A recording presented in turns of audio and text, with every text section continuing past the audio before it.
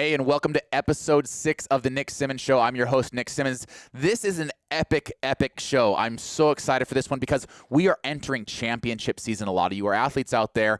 Championship season is just around the corner. And in my Monday monologue, I actually talk about how to properly taper for some of these big races that you've been training for. We also talk about who I would train with if I could train with any of the all-time greats. Eliud Kipchoge, Hisham El Guerrouj, Usain Bolt, who I would want to train with. And last but not least, we also talk about pro running. I did run professionally for 12 years, and I answer your question, is it worth it? Is it worth all the sacrifice to become a pro runner? Find out the answer to all those questions and more in this episode.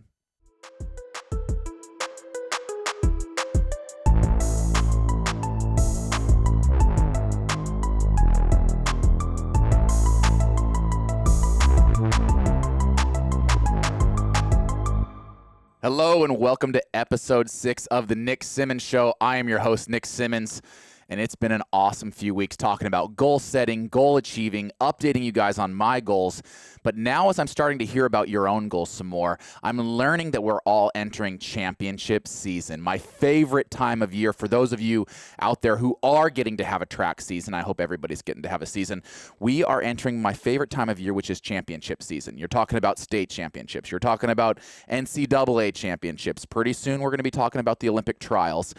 And this begs the question, how do we taper for a championship race or a championship season? It's really tough to do because sometimes we're actually tapering for multiple events. Last week we heard from one of our listeners that he's a little bit concerned that he has several different races he needs to taper into. You might have, districts and regionals and state or nationals.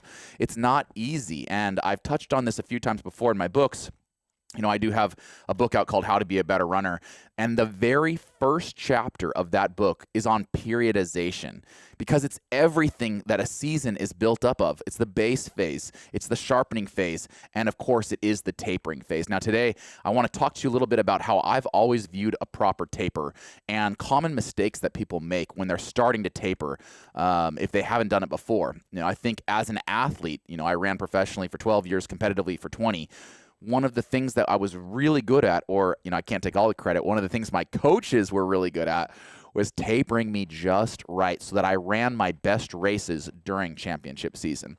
I think once we've understood the base phase, and I've talked so much about the base phase, I think that should just kind of be in the back of your mind of, the 6 to 9 month buildup you need to have in a base phase, or in a short abbreviated season, just the few months that you're going to build that strength and then sharpen. A taper needs to be at most 2, maybe 3 weeks out of the biggest race of your season. And I think that oftentimes we over-taper. I remember in college especially, I had a coach that loved a long taper. I'm talking a 3 or 4 week taper. And by the time we actually got to nationals, we were so out of shape and tired, because we hadn't been doing the work. So I like a quick, shorter taper. As a pro, I would, even going into the Olympic Games, I'm talking like a 10-day taper, a short taper where you're backing off volume, but you're not backing off intensity. I'm going to say that again because this is probably where people go wrong the most in a taper. You're backing off your volume, meaning you're going from, your peak volume in the sharpening phase or the base phase. You're backing off that volume by as much as 20, 30, even 50%, but you do not back off intensity. Right? So a lot of times people say, well, I can't do the hard 200 or a hard 400. I can't do those hard efforts. I'm only 3 or 4 or 5 days out of my championship race. I don't want to waste that energy. You're going to waste the energy if you do too much volume. You'll be tired out of volume, but you won't be tired out of intensity. In fact, you need to keep that intensity up to keep the neurologic system primed, to keep that fast twitch ready to be explosive. So as you're tapering, your legs are going to feel better and better. You're going to feel more explosive, but you need to be firing on all cylinders as you lead into that. Now, if you want to see how this is actually structured, another book I've got out is my 2012 Olympic training log. I never kept a training log in 20 years of competitive running. I probably should have. All my coaches wanted me to keep a training log, but I just didn't. It seemed like a pain in the butt to write down every single workout you did. But when I was going into the 2012 Olympic season, I was 28 years old. I knew this was going to be the best season of my life. And I knew one day maybe at the age of 37, like I am today, I knew one day I was going to want to go back and look at all the work that I did to prepare for those Olympic Games. Now, ultimately, that ended up being the best season I ever had. I'm not attributing any correlation to the fact that I kept the log, although some coaches might. But it was the best season I ever had. I ended up running 1:42.95 to finish 5th at the London Olympic Games. And every single workout I did for about 11 months leading into those games, every single workout, the swimming, the lifting, the track and field intervals, everything is in that training log. And more important than any one workout, I think you can see how I would build up a base, how I would begin sharpening, and ultimately, getting back to today's topic, you'd see how I tapered into a race. And I'm going to show you, just days out of the Olympic finals, the kind of workout that I was doing. All right, here is an entry, Friday, August 3rd, 2012. This is just days, 3-4 days before my first round of the Olympic Games. 3-mile warm-up, 2x600 in 1:38, 1:38, 2x400 in 63, and then 1x300 in 36.5. 36.5 is about 48 seconds for 400. So you'll see that, if you've read through this training log, you'll see that I backed my volume down significantly. But I'm cranking 300 as fast as I can possibly run. My personal best in the 400 was only 47.4. So in this interval, I'm running right at my personal best for 300 meters, and I'm only 2 or 3 days out of racing my first round of the Olympic Games. So I'm going to just kind of leave this, if I haven't beaten it into your head enough yet, when we're tapering, we're going to back off volume, but we're not going to back off intensity. And I know a lot of you out there, young athletes, are starting to get ready for those big, big events. And I want you to think that you need to be firing all cylinders all the way into the first round or that big state championship, whatever meet you've got. Now, some of my young aspiring athletes, they've told me which games they plan on qualifying for. Some as young as, 10, 12 years old are talking about games way off in the future. But some of our listeners, some of our audience are actually about, knocking on the door of being able to qualify for the Olympic trials. And I really think that it would be a fun video if next Monday we talk about how one actually makes the Olympic team, because in the world of track and field, it's varied across nation, it's varied to a certain extent across event, but I know, having made 2 Olympic teams, exactly how you make a track and field team here in America, and I'm going to tell you, young aspiring athletes, how you can make an Olympic team. Run, go, run, go. That'll be next Monday's video. But right now, let's jump into some Q&A with our audience and find out what they're working towards and how they're tapering into their big races. All right, Carl, what's up? Outstanding. Where you at, man? So glad to hear your voice, Nick. So I'm Carl from Massachusetts. So cool. I'm on my lunch break right now. Good. And I've been watching your videos for a long time. It's just great to talk to you. I can't believe I'm starstruck that I'm talking to you. Well, I need to make it out there to film an event one of these days soon. I hope so. I've been seeing all your stuff. I'm like, man, that's all on the West Coast. Yeah. But we'll do an East Coast trip here soon. Okay. Well, Carl, welcome to the Nick Symmonds Show, man. You can ask me anything. Okay. I have 2 questions. The first one is, what are some core values you like to hold on to as a person, 3 or 4? Hitting me with the deep questions here on the first call of the day. All right, I like it, Carl. So, core values that I hold dear to my heart. Number 1, family always comes first. And I come from a really strong knit nuclear family. Mom and dad still together, little sister, family comes first to me. Now that I'm starting my own family, I got my wife, our little dog. It's just, it always has to come first. Everything that I do, whether it's work or play, I always make sure that family is front and center in my mind. After that, I would say here at Run Gum, we talk about what's called an Enneagram, and people are kind of divided into different categories about what motivates them and what's important to them. And for those of you who have done this before, I'm an Enneagram 7, which means that I'm kind of motivated by having a fun time. If that doesn't surprise you guys, given that I'm a YouTuber and kind of permanent child, I really believe that for me, and again, I'm talking about my core values, for me to get through a day or a week or a month feeling fulfilled, I'm looking to have the best time possible. So I understand I could make more money if I lived in a different city, but I really love where I live here in Eugene. I understand, you know, I could be quote unquote more successful in other areas if I pursued that. But I want to make sure that I'm living the best possible life. And for me, that means, you know, like living in a place that I love, being around people that I love, doing things that inspire me, doing things that inspire others.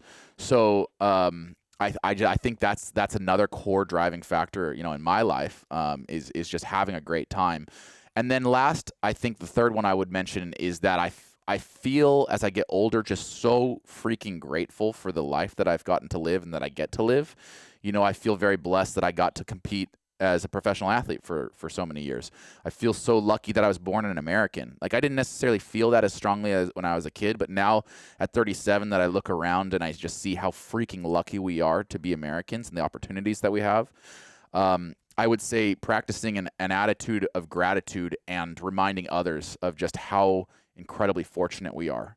You know, whether we were dealt, I used this poker analogy the other day, whether we were dealt a 2-7 offsuit or whether we were dealt a royal flush, we all here in this country get a chance to go out and play the cards we were dealt. And that is just an absolute blessing that we have.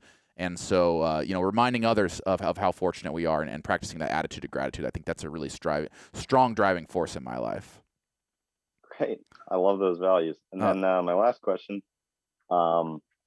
this is one I've been thinking about for a while. I can't wait to ask you.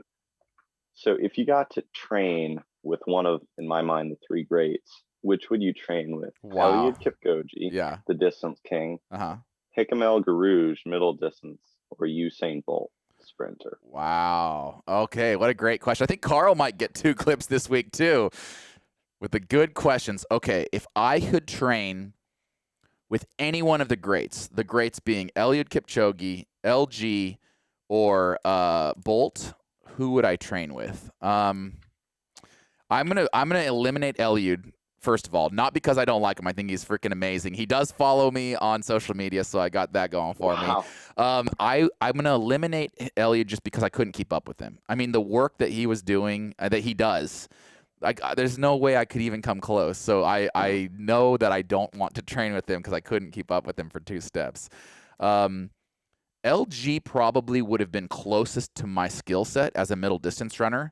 I'd have the best time and have been pushed. I wouldn't have been able to keep up with him either, but at least he was a miler. You know, I was an 800-meter runner who could run the mile. Like, we would have been able to do some workouts together. So that's a close second. But if I'm picking one of the greats, I'm picking Bolt, for the fact that I think I would have the best time. I said in your first question that I'm a fun-driven person, and I think I would have the most fun training with Bolt because sprinters have so much fun. Like, I know they work hard. I'm not discounting the work that sprinters do, but they really have a fun time around the track. They're listening to music. They're kind of walking around, you know, they kick their feet up a little bit. And the way that Bolt, you know, I traveled around the world with him, not directly, but, you know, as we traveled around and competed on the Diamond League circuit, I saw how much fun he had. So of the 3 greats that you listed, I choose to train with Usain Bolt. Usain, if you're watching this, I know we're both retired. Like, let's make some YouTube videos. Okay. Thank you. Do you have any questions for me? Yeah, I do. What are you training for? So I actually have run everything from the 40-yard dash with a time of 4.7 up to the half marathon, which is 2 hours and 11 minutes. Both great PRs, and everything in between? Everything in between. But you didn't say marathon. Have you done that yet? No, actually, my second half marathon that I did, I was attempting a marathon, but at mile 10, I was really hurting. So I called it at 14 miles. That's okay. But, sometimes you got to do that. My 2 favorite events are the 100 and the mile.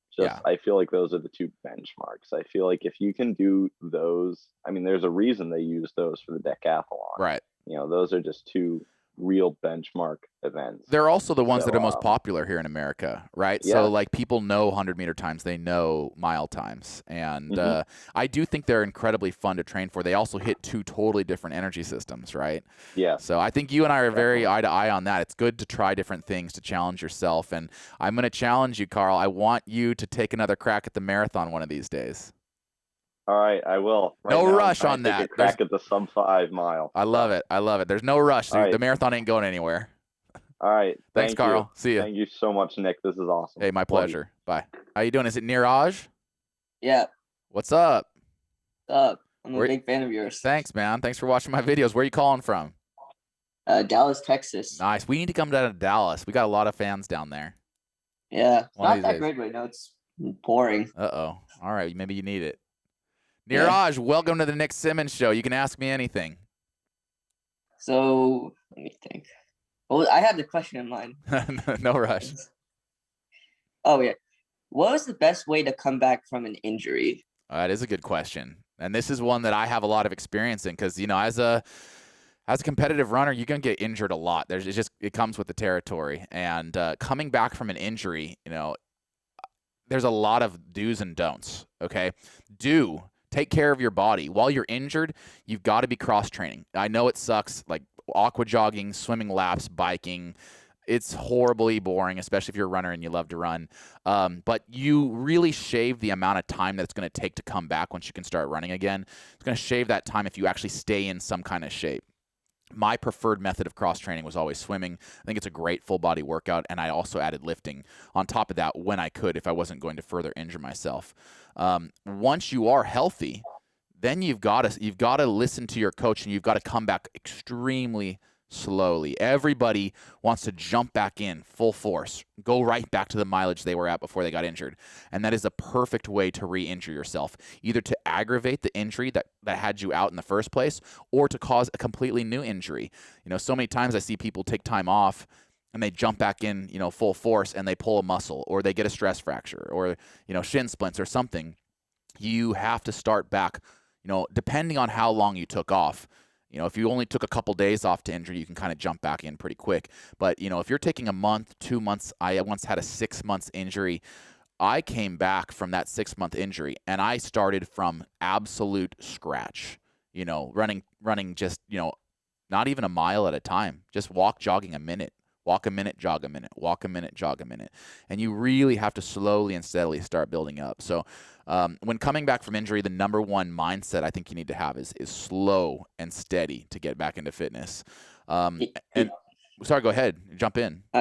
Yeah, I feel like whenever, so over summer, I hurt my knee pretty badly. Like back in 6th grade, I broke it and I hurt it again now in 9th grade.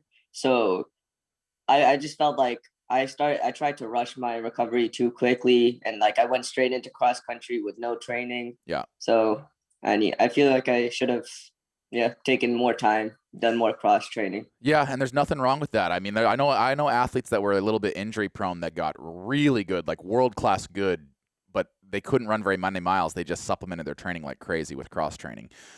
One thing that jumped to mind when you said, you know, that you'd been re-injured, I had a bit of an issue when I was younger of the kind of this recurring injury with my knees, where I'd be running along just fine and I'd step off the curb wrong or step off a rock wrong, and all of a sudden my knee wouldn't bend, and I couldn't figure out what it was. But it would happen, you know, every season or every other season, and would cost me a month of rehab and downtime, and it just didn't make sense.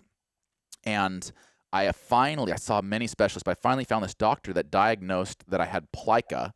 Underneath my kneecap. Plica is basically like a congenital piece of tissue that holds the kneecap in place when you're in utero. And in 9 out of 10 people, it just disappears. But in that 10%, there's about 10% of those 10%, that most of them are runners, that end up having issues with it. And you actually have to go in and cut that piece of tissue out. So I had what are called plicectomy, removing the plica from underneath my kneecap. Double plicectomy when I was 19 years old. And the purpose of this story is to say you need to consult experts. Like, I know we all just want to kind of, you know, swim and take a couple weeks off and hope everything gets back to normal. Sometimes that's not possible. And sometimes we actually have underlying chronic issues that need to be addressed, and medical experts can help us with that. If I hadn't had my plicectomies at the age of 19, I probably never would have gone on to make an Olympic team because I wouldn't have been able to log the consistent training that I needed to. So the last thing I would say about, you know, coming back from injury is, especially if it's a recurring injury, you have to trust the medical experts and diagnose the underlying problem rather than just treat the symptoms. Yeah. So this actually kind of leads me into, it's a 2-part question, if you don't mind. Absolutely. I don't mind. Go ahead. Hit me with it. I don't have the best school training. Like I have a really good out of school coach, but in school it's just not the best quality. And I feel like I I re-injured it because I overworked myself way too much. So how do you deal with I wouldn't say bad training, but overtraining sort of? Well, my question for you there would be, is this training that you self-prescribed, or is it training that a coach prescribed for you? Coach. Yeah, so it actually, we touched on this last week a little bit. What happens when you have a coach that maybe isn't the right coach for you, or isn't a great coach necessarily?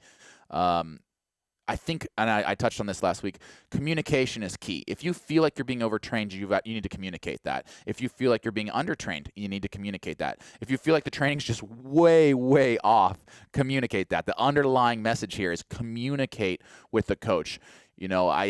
I think that a coach that's worth their weight, if they're any good at all, they will listen to you. But so often, especially at the prep level, a coach has 50 or 100 athletes. It's like wrangling cats, kids running all over these directions. But when an athlete sits down with a coach and, schedule 5 minutes of one-on-one time, 10 minutes of one-on-one time, when an athlete shows that initiative, shows that commitment to the sport, lights just go off in the coach's mind, and they say, wow, this kid really wants to be great. And we've got to remember that the coaches are there specifically for that purpose, to help make you great. So even if it's not a coach that you get along with that great, even if it's not necessarily a coach that you believe in, communication is everything when establishing a coach-athlete relationship. That would be my recommendation. Well, yeah. That's my questions for today. Thank you for having me on the show. Hey, thanks for being on the show. I appreciate your support, man. Thanks for watching. Yeah, no problem. See ya. Jason, how you doing? Hey, Nick. How's it going, man? I'm good. Where are you calling from? Bay Area, Campbell, nice. California. Nice. Beautiful area. Yeah. Welcome to the Nick Symmonds Show. You can ask me anything. Thanks, bud. Hey, so I sent you an email on this, and there's a little more detail on it, but I saw a video you did with a kid, Zach Levitt. And yeah. I'm a thrower or used to be a thrower a zillion years ago. And I played D1 football. I was a nose tackle at Baylor. And so, as I was watching the video with Zach, and just noticed he had a really great form. Yeah, he does. He's got a pretty stride. And I started thinking about that and look at it on the side. I kind of do geeky analytics for football as an amateur, real serious analytics though. And I started thinking about efficiency, and efficiency is a really big thing in football, and strides with efficiency kind of caught my interest. And so then I started thinking about and look at some videos and stuff. And I thought about like Michael Johnson, really quiet runners, right? Michael Johnson. And then you look at Kipchoge, and Kipchoge's got a really, really quiet form. And then you look at, and obviously really fast there. And then Jesse Owens going way back, right? Really, really quiet, super quiet running form, right? And then you got to go the opposite way with Usain. Was not a quiet runner at all, right? No, but pretty quick. but damn fast, yeah. Right? And so you look at like Matthew Bowling now, who's just tearing it up, and he is not quiet at all. He's all over the place. Yeah. And then the Bison was obviously really fast. The loudest on the track, rumbling around. So what do you think about that? Is that just, what were you guys thinking? Was that just, okay, this is my style and I'm just going to keep it and I'm going to work with it? Or was there any goal to change it to become more efficient? Yeah, that's a really good question. And I think to a certain extent, we're kind of born, in these bodies, right? And we want them to be the most efficient bodies that they can be. And people say, well, Nick, your form's so bad. Why didn't you work on your form? Trust me, I worked on it hard. We did form drills, positioning work in the gym. I mean, I worked really hard. But at a certain point, I'm the Bison. I'm not built like a light little gazelle. I'm not David Rudisha gliding along effortlessly out there. And similarly, you could take Usain Bolt and try to monkey around with his form and make it quieter, and it may mess him up. So we do have to play the cards we're dealt a little bit. I always felt like if you're doing the training, then your body is going to take the form that is most efficient for that body. Like I was doing the right training. I think I really maxed out what this body was capable of. And my body just kind of, evolved into this more bulldog-like like position. You know, they called me the Buffalo. A buffalo runs incongruously fast out there on the plains. It doesn't make sense. We don't understand how the buffalo does that. Short the bison, legs. Yeah, the bison does it, but they move so freaking fast. Right. Now, if it's me, and you mentioned so many great runners out there, when you talk about a quiet or graceful form, Nick Willis comes to mind, Bernard Lagat comes to mind. They just glide along so effortlessly. And if I could look like that, I would. But there's no amount of training, there's no amount of stretching, there's no amount of anything that's going to allow me to look like Bernard Lagat, you know, running around the track, just light on my toes. But the cool thing about running, actually, you know, as a thrower, you'll appreciate this. The coolest thing about track and field is there is an event for every single body type. And what I loved most about being part of Team USA, you know, you'd sit down 125 athletes strong every time you made a world championship team or Olympic team. And we would sit down together, and I would have a 90-pound female marathoner on my left and a 320-pound corn-fed thrower on my right, and we are on the same team. And then, you know, even you break it down even further in the men's 800, you have every race, every ethnicity, every nationality on the track, and we all come within, you know, a fraction of a second of each other in an 800 meters. It truly is the most inclusive sport in the world. Agreed. I wish I would have thrown a little longer, but I kind of specialized, you know, I was kind of gave it up and specialized, and I did do some age group stuff later on. You ever think about doing age group stuff? I do, but I do it in CrossFit now. So, you know, some people ask me, Nick, why aren't you doing Masters Track, or why aren't you setting more running goals? I've been meaning to make a video on this, and maybe I'll do a Monday monologue about why I've shifted my focus more towards lifting and CrossFit and other things. It's hard for me to get excited about track and field for myself, because I set so many PRs and did so much. I'll never run a 356 mile again. I'll never run 142 for the 8. And sure, I could dabble in a couple different events, and I did that in the 100. I did that in the marathon. But I love challenging myself in new and interesting ways. And in fact, yesterday I did that. I threw the shot put for the first time. So for me, it's more about trying new things where I feel like a fish out of water. And when I walk into that CrossFit gym, you know, I'm like, I am so freaking bad at this. I'm just really bad. I'm not even like top 10 in my gym. I get my butt kicked every single day. And I like that feeling of being pushed outside my comfort zone. Yeah, they say, you know, have enough balls to fail at something that you're not good at, right? I love failing. I love failing because you don't learn. You don't learn if you don't fail. Exactly. Right? It causes me to go home and sit on YouTube and watch videos about how to be better at whatever I'm trying to learn. And I just love that process of learning and failing and learning some more. And once I feel like I've really gotten good at something, then sometimes, you know, my scatterbrain gets a little bit, you know, bored with it, and I go on to the next thing. But I think that's a really fun way to live your life, is to just find out what you're curious about, throw yourself all into it, and you know, have fun. There's a lot of stuff out there that's really fun to learn. Yep, absolutely.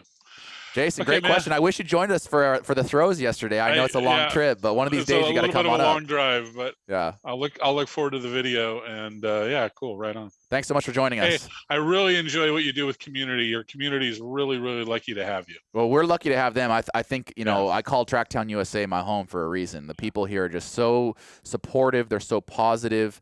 When I used to train here professionally, I'd run down Priest Trail, and everyone would be like, great race last weekend, Nick, or good luck next week at the trials. Having that community supporting me was huge as a pro athlete, and it remains huge to me today as a CEO and an entrepreneur. Yeah, cool. Good paying it forward and paying it back. Thank you, Jason. Okay, bud. Bye. Have a good one. Take care. Scout, what's up? Hi. Is the name Scout? Yeah. I like that. That's pretty. Oh, there's my mic. Thanks. Have you ever read To Kill a Mockingbird? No, my mom did. That's a good one. Is that why your name's Scout? I like that. It's pretty. Where are you calling from? Chicago. Oh, nice. We come out to Chicago every once in a while. What school do you go to there? Right now I'm at Station Middle School, so I go to Barrington High School next year. Fun. That'll be exciting. Big jump up. Yeah. Are you excited for it? Yeah. All right, Scout. Well, you're on the Nick Symmonds show right now. You can ask me anything. Okay, so I'm running the 800 and the 1600 right now, and our sectional meet is this weekend. Mm-hmm. And my PR right now is a 5:22 in the 16. And right now during my meets, I'm winning by like 20 seconds. and I'm wondering what I could do to break 5:20 in sectionals if I get out to a lead like that, and how to pace myself. Scout's got the best problem in track and field. She's too far ahead of her competition. At sectionals, do you think that there will be anybody there that can challenge you? Well, we've run against most of the teams already that will run against. You just keep winning. You know, it's a good problem to have. I remember when I went to college, you know, and was maybe, you know, kind of a big fish in a small pond that was Division III athletics. My coach said, you are going to develop a taste for winning. So Scout, even if there's no one there that can run with you, I want you to just continue to develop that taste for winning, that you can win in any scenario. Now at sectionals, if you are the class of the field, which it sounds like you are, it may be a time trial for you. You know, maybe a little bit more of a time trialing event. Does sectionals qualify you for something else? We won't get a state meet because they canceled it. Oh, so I'm so sorry. That's really unfortunate. So this is your time to shine, right? Sectionals is your state meet. This is your chance to go out and really do something incredible. So you right now get to learn all about time trialing. What do you think you can run? Be honest. Put a time out there where you're like, I think I can maybe run it, but it would take a perfect race. Like a 5:15. 5:15. I love it because one, it's very realistic. Shaving 7 seconds off your mile at your age, absolutely possible. Doing it by yourself, that's a challenge, right? Are there any teammates that can run with you? You're too fast. Well, runs a 5:50, but that's her fast. Yeah, that's a great run too, but it's not going to help you get to 5:15. So here's what I would say. One, we got to cross our fingers that we have the right conditions, right? Because if it's a cold, rainy day, it's going to be really hard. Not impossible, just harder. So if we can, you know, cross our fingers and hope for some really good weather, you know, now we are setting ourselves up in, you know, with conditions to really go out and tackle it. A good taper into this race is going to be right. I think you know what I'm talking about. Your coach knows what I'm talking about. You're going to be primed and ready to go. Now, when I run the mile, I've always run my best miles off even pacing. Right? So instead of trying to go out and steal time in the first lap or holding back and hoping that you can kick and steal time in the last lap, I really believe that if you just go out and hit your splits, that's going to be your best chance to run fast. So 5:15, you know, you're looking at probably 78-second laps, if my math's right. Right? 75s is that right? Yeah. 75s is 5 flat. And then you need to add 15 seconds. So you're going to want to run 78, 79 seconds. So write down those splits. Write down what your split would be for 200. Write down what your split would be for 400. Write down what your split would be for 800 and 1200 and memorize those splits. Okay? And then I want you to have, your coach should be there or someone should be at the 400-meter mark, another person at the 200 mark. Have them calling out splits for you. But this is your chance to practice hitting splits perfectly. And it takes a lot of practice at your age. It's not easy to do. It's not easy for anybody to do. But it's a wonderful opportunity, kind of a low pressure opportunity, because let's be honest, you're probably going to win this race, to go out there and really push yourself. 78, 78, 78. And don't, you know, if you get to 1200 meters and you feel really good, don't be surprised if you run faster than 5:15. You know, just really go out there and don't be afraid to fail. If you run 5:12 or 5:15, wonderful. You've just done something that you've never been able to do before. And if you don't, and you run slightly slower, you're just going to be a year stronger and a year faster next year. But I think this is an opportunity for you to go out and really try to push yourself in this time trialing situation. Okay. Thank you so much. Any other questions? Nope. DM me afterwards. Let me know if you end up doing it. I'm excited for you. Okay. Thank you. Thanks, Scout. Bye. How you doing? Doing good. Do you prefer Sir or Nick Symmonds or? You call me Bison. You call me Nick. You call me whatever you want to call me. Yeah, Sir. You don't have to call me Sir for sure. Alrighty. For some reason, oh, there you are. Okay. Where are you calling from? I'm calling from El Paso, Texas. Nice. I love El Paso. Yeah, it's pretty nice here. I came down there to climb Guadalupe Peak long time ago. Guadalupe really? Peak. Yeah. It's the tallest point in Texas. Really, that's fun. Yeah, I know my friends. We went hiking. Someone towards the beginning of the pandemic, and it was a lot of fun. Yeah. Gorgeous area. Definitely. You go to school? Yes, I go to Montwood High School. Oh, nice. All right. Is it Trenton, right? Yes, sir. All right, Trenton. Welcome to the Nick Symmonds Show. You can ask me anything. Alrighty. So, right now I'm kind of at a crossroads between. Let's switch my situation. So, I'm going to college out of the city, Grand Canyon University. However, I'm not athletically committed. So right now I have the option of going, continuing to strive for a competitive running career, or to go for a more casual fitness and do other stuff such as rock climbing, disc frisbee, disc golf. What do you think? What would you prefer for a young athlete like me? And what makes you more happy? I think everybody has to answer some of those questions for themselves, right? Well, like, what's going to make you most happy? I will tell you this, as a guy who pursued excellence in one sport for, 15, 20 years, it's hard. It's rewarding in a lot of ways, right? Because you get the opportunity to really push yourself and test yourself. If you go all in on something, just how great can you be at it? And that's rewarding, but it requires an enormous amount of sacrifice. It requires time away from family, time away from friends. It's not always very lucrative. For 99 out of 100 people, you won't make much money. And I would say I'm happier now than I was as a pro athlete, considerably happier now than I was as a pro athlete. That's me, right? And I have the luxury of being 37 and looking back over the last, however many years and being able to say that. On the front end, though, you're so young. How old are you now? I'm 18. Just turned 18 years old. A few days ago. Yeah, I mean, you have 100 paths ahead of you that you could choose, and so you've got to find the path that's right for you. Do you want to go all in on one thing and see how great you can be at that one thing? It could be running, it could be something else, or do you want to, really enjoy being good at a lot of things and trying new and fun things? Interesting story. A lot of you don't know that I have a little sister named Lauren. I'm a good athlete. Lauren's a great athlete. Okay. Lauren was a state champion in soccer. Lauren was a state champion in cross country, a state champion in track and field. She could do it all. I mean, if Lauren had decided to be a heptathlete, I think she would have gone very, very far in the sport of track and field. That's impressive. But Lauren, she is a super impressive athlete. But Lauren, at the end of her high school career, having been a 3 or 4 sport athlete, she's like, you know what? I think I just want to go enjoy being a collegiate person. She did intramurals. She was part of clubs. She met her future husband. She had a part-time job. She wanted the full college experience. And this is my little sister is 2 years behind me. She saw me kind of going all in on running and how hard it was for me at the collegiate level. And I think that maybe that shaped her a little bit, but Lauren's also very independent. She knew what she wanted for herself, and that was the collegiate experience that I wasn't getting.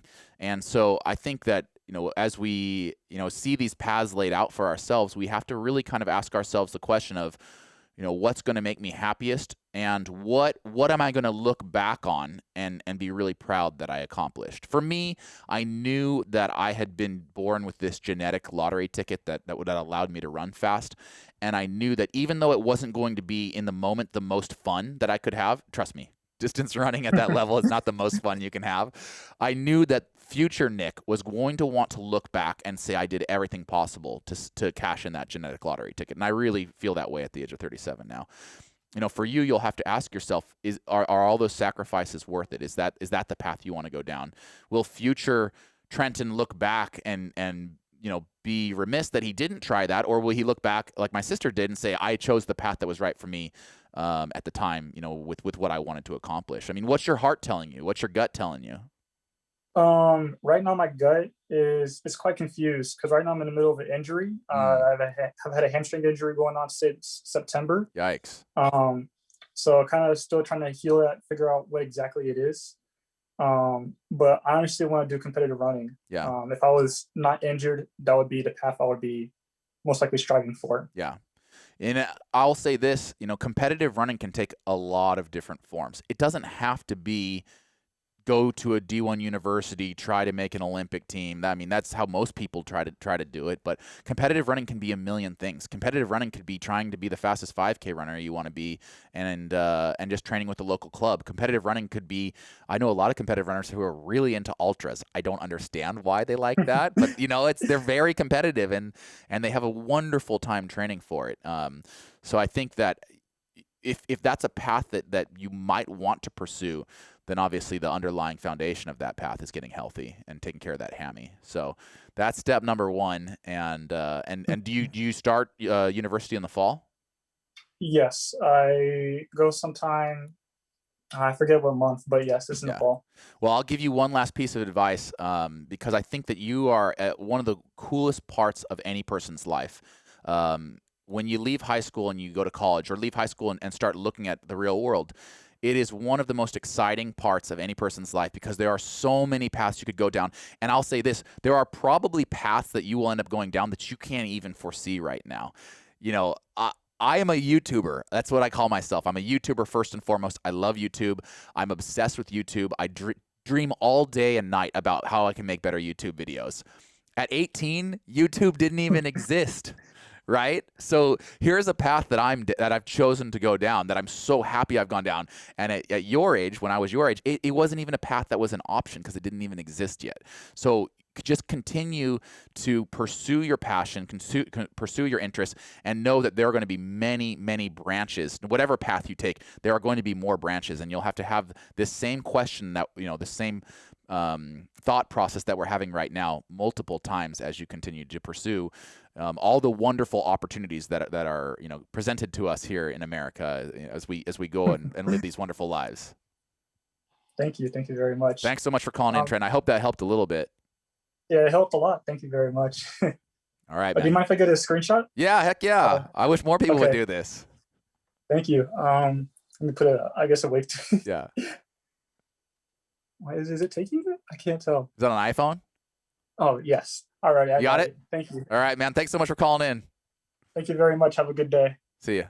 Hey, I really want to thank all of you for watching these clips, and I really want to thank those of you who join me in my weekly Zoom meetings to ask me these questions. If you want to join, just text me at the number below here. I send out a text blast before every single recording. You could join me on the Nick Symmonds Show and ask me anything. This week we talked a lot about running. If you guys want to check out my books, I do have 2 books available that can make you a better runner. One, aptly titled How to Be a Better Runner, available at nicksymmonds.com, hand autographed if you act now, and then also my 2012 Olympic training log, every single workout I did to prepare for the Olympic Games. That's also available at nicksymmonds.com. They are available as digital downloads anywhere in the world or as autographed copies, shipping free in the United States. Check that out at nicksymmonds.com. Thanks, guys.